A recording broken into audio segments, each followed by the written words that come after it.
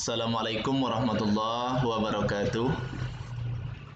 Tutorial kali ini akan membahas tentang pembuatan daftar isi secara otomatis pada Microsoft Word.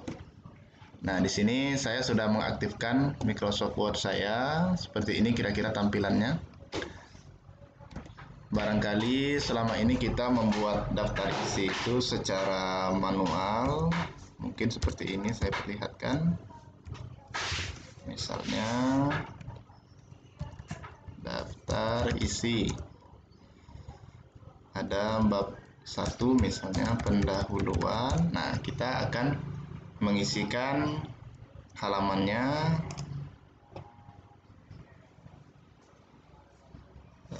dengan memberikan tanda titik-titik.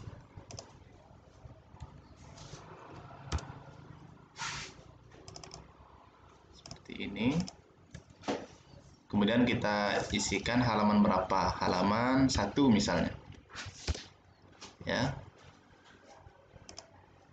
Halaman 1. Dan seterusnya ada mungkin di sini bagian keduanya latar belakang masalah misalnya. Masih halaman 1. Landasan teori barangkali halaman 4 dan seterusnya. Nah, ini tentu sangat merepotkan ketika kita membuat dokumen yang cukup banyak ya, misalnya 100 atau bahkan 200 halaman. Berarti kita harus mengecek satu persatu setiap judul bab bahkan subbabnya di halaman berapakah lokasinya. Nah, kendalanya ketika kita melakukan revisi, berarti kita juga akan melakukan revisi kembali, melihat kembali halaman berapakah yang kita revisi tadi. Nah, ini tentu akan sangat merepotkan kita. Nah, materi ini sangat berguna bagi kita mahasiswa yang akan membuat skripsi nanti. Ini sangat dibutuhkan, begitu pula dengan dosen dalam membuat proposal maupun laporan, baik penelitian maupun pengabdian kepada masyarakat. Oke, langsung saja saya akan praktekkan bagaimana cara kita menyiasati apa yang setelah saya sampaikan tadi. Ini saya hapus dulu. Oke, di sini saya letakkan misalnya di bagian awal ini untuk sebagai penanda saja, di sini daftar isi. Daftar isi ya. Jadi nanti di halaman ini akan saya jadikan sebagai tempat pembuatan daftar isi. Nah, saya lanjutkan ke bawah sedikit saja, tidak masalah, masih di halaman yang sama. Perhatikan di bagian kanan atas dari halaman Word kita ada pilihan normal, no spacing, heading 1, heading 2, dan seterusnya. Nah, langkah pertama untuk judul bab, ini kita pilih heading 1 ya. Kita aktifkan heading 1, baru kita ketikkan di sini misalnya bab 1 pendahuluan. Nah, untuk teks, masalah warna, jenis huruf itu bisa kemudian kita perbaiki. Pendahuluan, kemudian kita enter. Ingat, dia akan kembali ke posisi normal ya. Jadi pendahuluan, tentu di bawah pendahuluan itu ada 1.1 misalnya 1.1 latar belakang masalah ya. Maaf, ini tadi harus kita pilih kembali heading 2. Kenapa heading 2? Karena dia bagian dari heading 1, bab 1 tadi. Jadi heading 2 ini artinya subbab. Heading 2 1.1 latar belakang masalah ya. Kemudian kita enter, maka dia kembali normal. Nah, di posisi normal inilah kita mengetikkan apa itu isi dari bab 1 tersebut. apa isi dari bab 1 ini. Misalnya, saya contohkan saja di sini. Komputer telah merambah ke semua lini kehidupan dan seterusnya ya. Semua kegiatan manusia telah dibantu dengan kecanggihan komputer. Saya misalkan saja ini, kemudian saya kopikan saja untuk membuat kalimat-kalimat berikutnya. Nah, seperti ini misalnya. Lalu kita lanjutkan kepada subbab berikutnya, ya. Subbab berikutnya masih dalam bagian dari bab 1, berarti kita masih kembali memilih heading 2. Heading 2, 1.2, landasan teori misalnya, ya. Barangkali di tempat kita ada rujukan, itu terserah. Landasan teori kembali posisi normal, saya pindahkan untuk memberikan bab. Misalnya, komputer adalah seperangkat alat elektronik yang terdiri dari hardware dan software yang saling terhubung dan dapat bekerja secara otomatis dalam membantu pekerjaan manusia. Nah, ini saya contohkan saja, ini landasan teorinya. Oke, saya kopikan kembali untuk pengetikan berikutnya. Ini hanya contoh.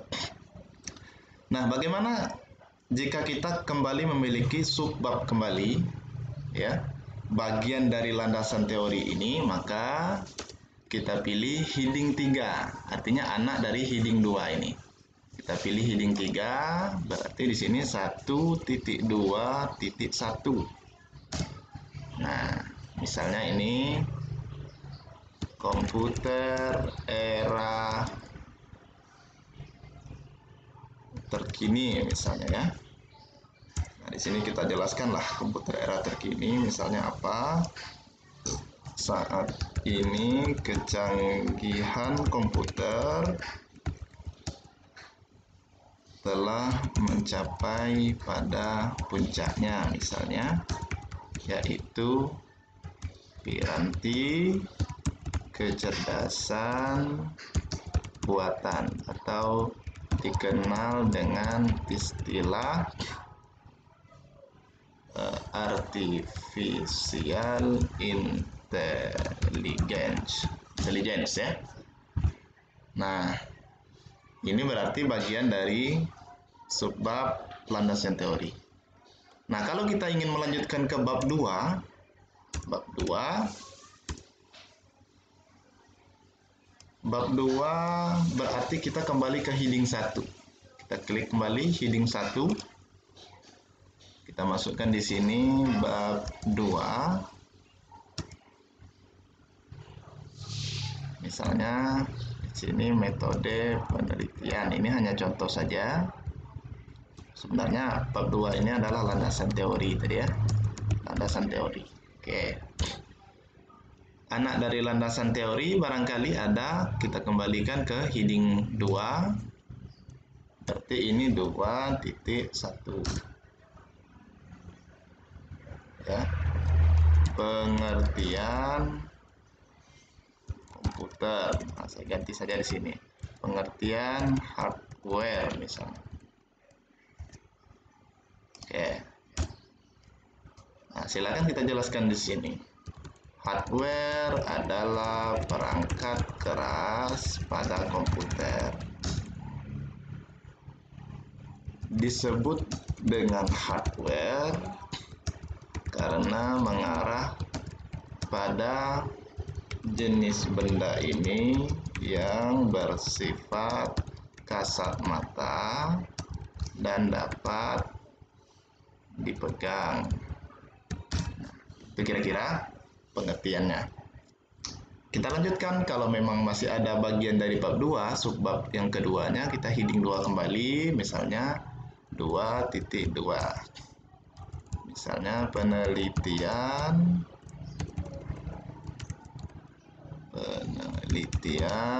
terdahulu. Nah, ya. Misalnya di sini penjelasannya, banyak peneliti yang telah mempublikasikan karyanya tentang komputer misalnya.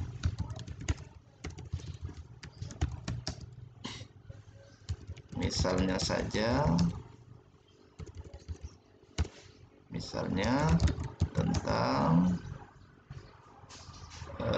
algoritma a priori dalam menentukan pola penerimaan mahasiswa baru STIE Geraha Karya Muara Bulian. Nah, ini contoh. Nah, kalau kita lanjutkan ke bab 3, kita kembali ke heading 1 ya. Bab 3. Metode penelitian. Nah, kita lanjutkanlah seperti itu heading 2-nya 3.1. Misalnya jenis penelitian barangkali. Ya. Masih di kita heading 2, 3.2. Alat analisa gitu ya.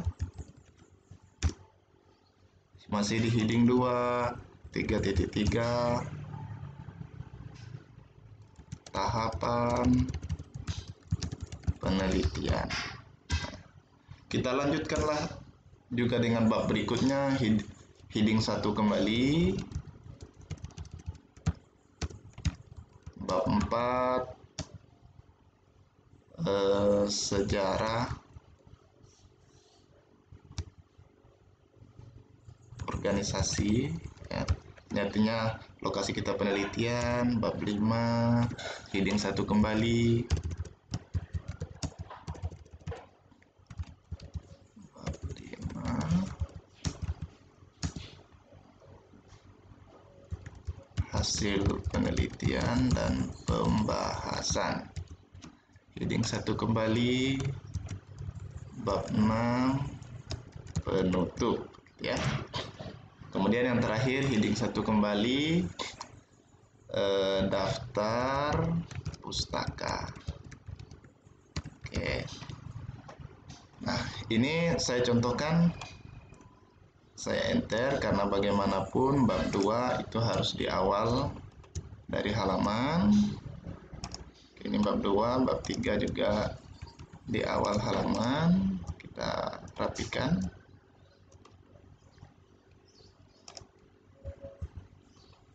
Begitu pula bab-bab berikutnya.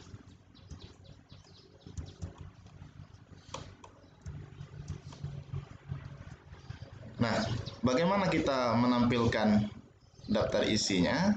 Ini tadi kira-kira tampilannya.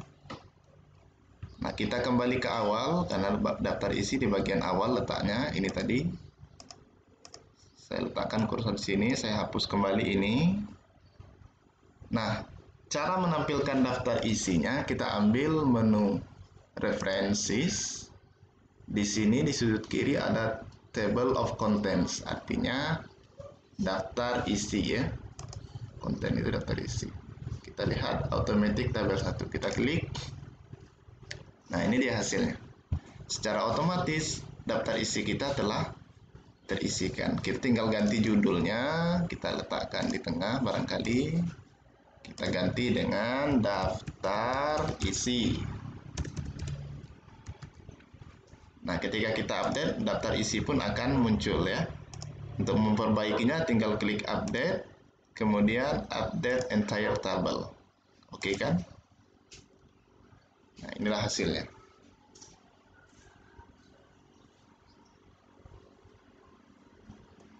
Begini kira-kira tampilan dari misalnya ini tadi kita letakkan di halaman awal.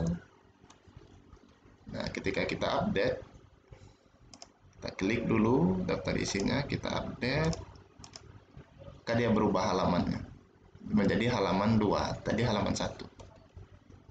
Nah, Begitu pula yang lain, kalau kita coba misalnya yang ini kita enter saja, kita letakkan di halaman ketiga. Ini halaman ketiga. Ketika kita update, ya landasan teori tadi halaman 2, kita perhatikan dia akan berubah menjadi halaman 3. Nah, begitu. Nah, kira-kira seperti itu cara kita untuk membuat daftar isi secara otomatis pada Microsoft Word, ya. Jadi kita tidak perlu susah-susah lagi untuk mengecek satu persatu halaman, bab maupun subbab dari karya tulis yang kita buat. Nah, itulah caranya. Semoga bermanfaat. Assalamualaikum warahmatullahi wabarakatuh.